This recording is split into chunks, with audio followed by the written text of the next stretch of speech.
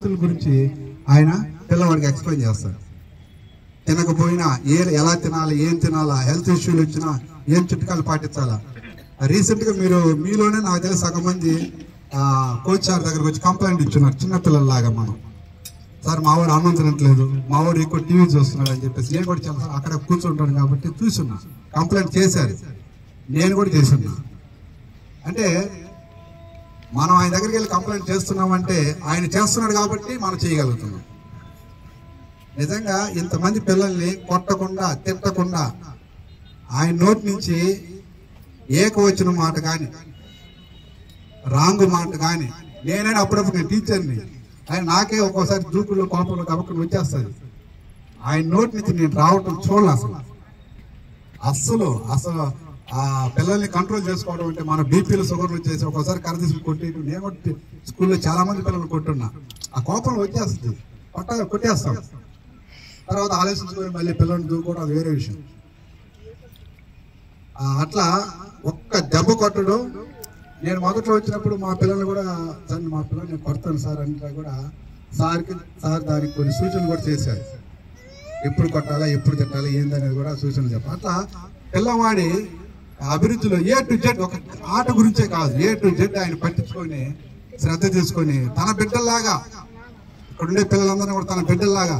మీకు తెలీదు, చాలా సార్లు ఒకసారి సార్ టిఫిన్ తెచ్చుకోండి మీరు కూర్చోంటారు, పిల్లలు అటు ఇటు తిరుగుతూ ఉంటారు. ఏమైనా టిఫిన్ సార్ చేయలేదు సార్ అని చెప్పేసి ఆయన జన్లో పిల్లలకి చేస్తారు.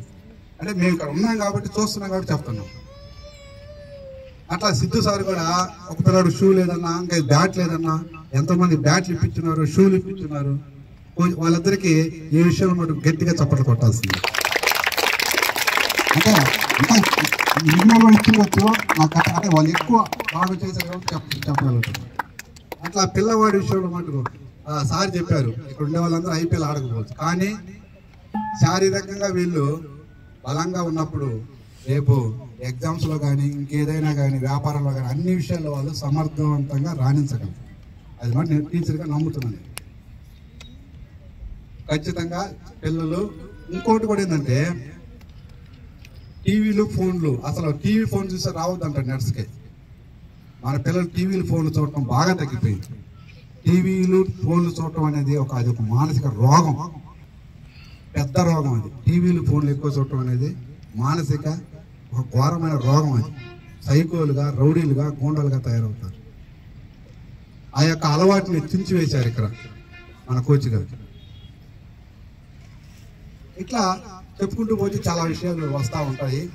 దయచేసి ఇంకేదైనా సలహాలు సూచనలు చెప్పేవాళ్ళు రండి. ఇంకొక విషయం కూడా నేను చెప్పాలనుకుంటున్నాను.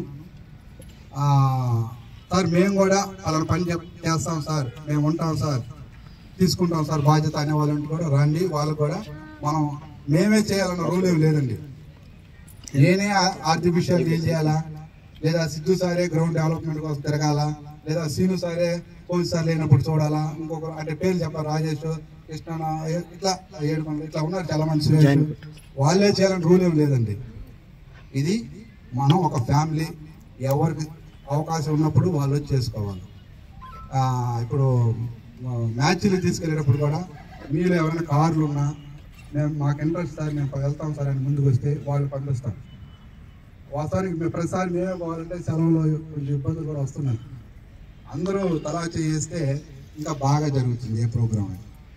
అట్లా మేము ఈ వర్క్ చేస్తాం సార్, మేము వచ్చి ఇప్పుడు వాటర్ మెయింటెనెన్స్ మేము చూసుకుంటాం సార్, ఇంకేదైనా సార్ లేనప్పుడు కూర్చొని చూసుకుంటాం సార్. ఏదైనా వర్క్ చేయాలి అన్న ఆలోచన ఉండేవాళ్ళు అందరి ముందు ఇప్పుడైనా చెప్పచ్చు, లేదా పర్సనల్గా మీరు చేసుకుంటా ఉంటే ఇక్కడ ఎవరు, ఇది మన అందరిది. మన ఇక్కడ ఉన్నంత వరకు మనది, మన ఇక్కడ నుంచి వెళ్ళిపోతే ఎవరు వస్తే వాళ్ళు.